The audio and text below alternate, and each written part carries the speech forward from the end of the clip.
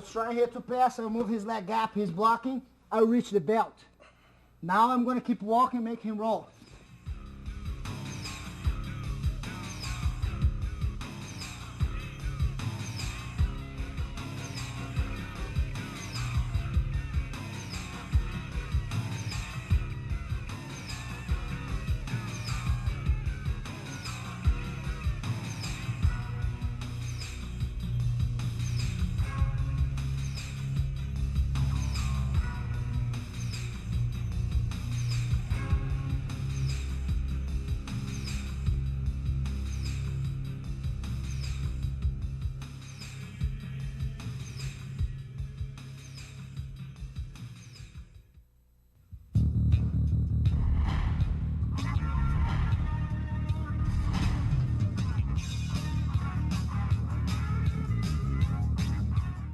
As you can see, this move, it's a little bit acrobatic, but it's also very easy to do. And the most important thing on this technique is the surprise element. No one expecting you to jump over the leg, and you're going to end up jumping over with a good base and end up with a chance even to finish the match. The most important thing is Gabriel is going to be back a little bit, and as I feel that his opponent start working his feet on his hip, he will allow his opponent to bring him back in a little bit for him to get the impulse to jump over. He holds one hand on the belt, another one is on the collar on his partner's chest. This way he's in like a push-up position. Then there'll be his support for him to jump over. He's going to be using his opponent's body to base himself. Now slowly go, jump over. Good, knee on the stomach. Yes.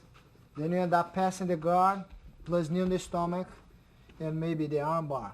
Okay, again. He's blocking, you jump over. Good. Go back and in the stomach.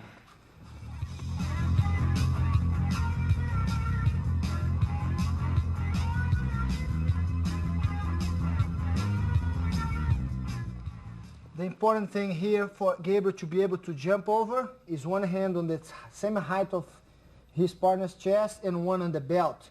He needs a two good controls and a support as a push-up position to be able to jump. He's going to be basing his weight on his opponent and throw his legs over to jump. Go ahead, just jump. He's using his arm and knee on the stomach. Yes, good job. That will be, go back there. This will be the most important for him. This one and this one. And as you train, you're going to understand and get the timing, the momentum of your jumping. That's the important thing now. You learn how to do it. The most important is to learn the momentum that you're going to be using.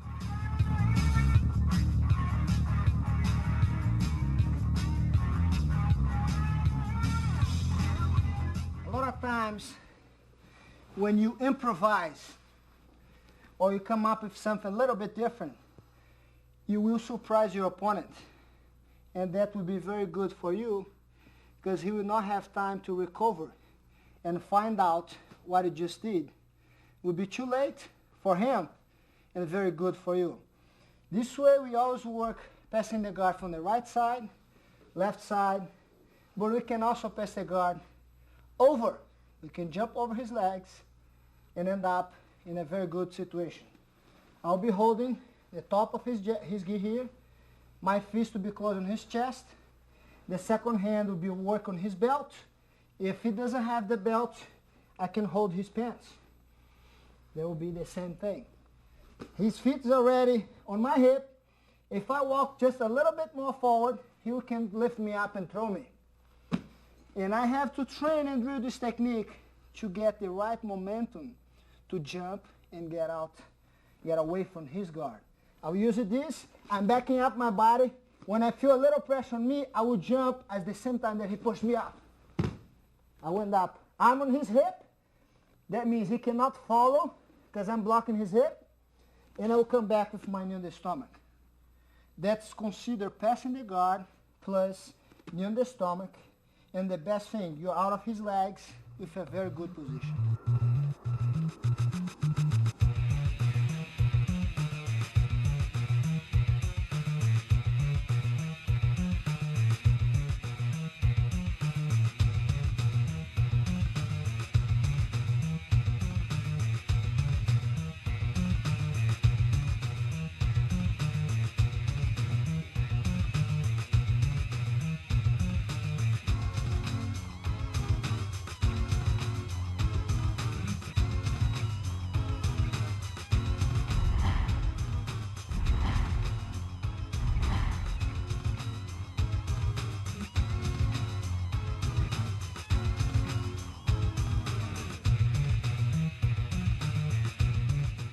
Many times you have a lot of fighters who likes to hold your arm and control with his feet at the same time, making very hard for you to break his control. He's really got a tight and good control on your arms.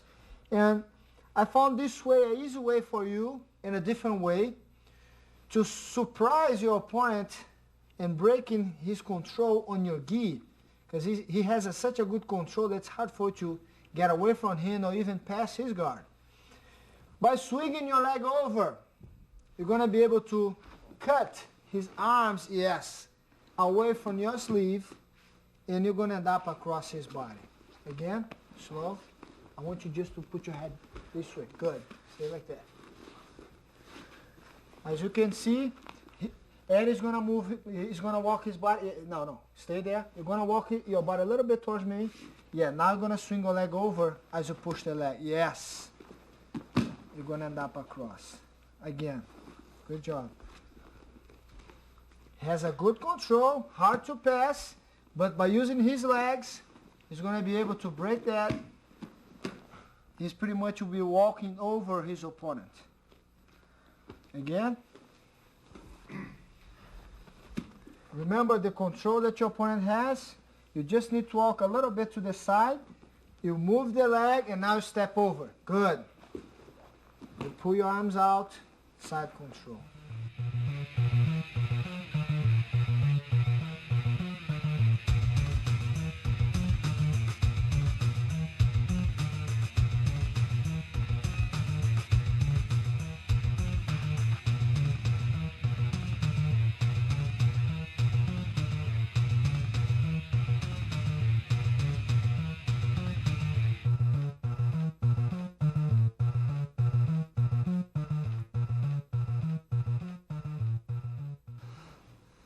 A lot of times your opponent holds you so tight, very, very well here, and it's hard to get your hands free.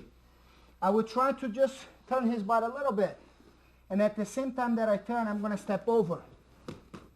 By sitting down on his legs, I will break his control on my gi. I will just slide down to the side control.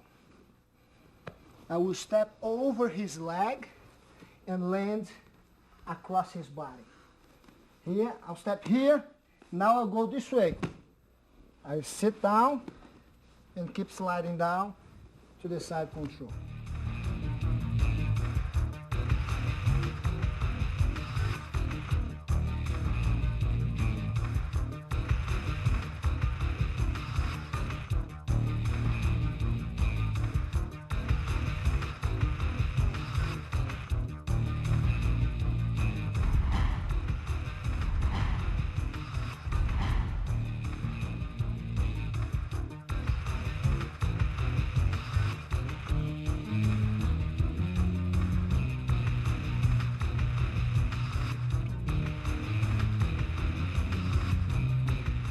You notice that he has already control over the leg, and a lot of times it's very hard to, even when you have your arms under, to get a hold of the gi, because he was going to be blocking, he's going to be pushing with the leg, but it's not hard for you to put your hand on the ground.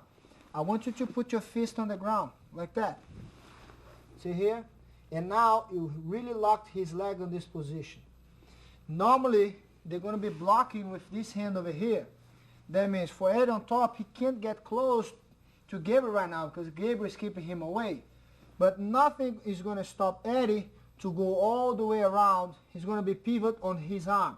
Just slow, keep moving all the way around. He's not going to stop until he gets on the opposite side. And once you reach this position, this arm here will be the most important thing. I want you to go for the cross face, because this will stop him to keep following you. Go back again. You have the leg. Good. Go. Now spin around. Good. And as you train this position, you're going to be doing this technique with more speed, short. You're going to feel very comfortable going all the way around. Okay, one more time. You control, you pivot, you lock, he blocked. Yes, you're going to be jumping and get around. Good job.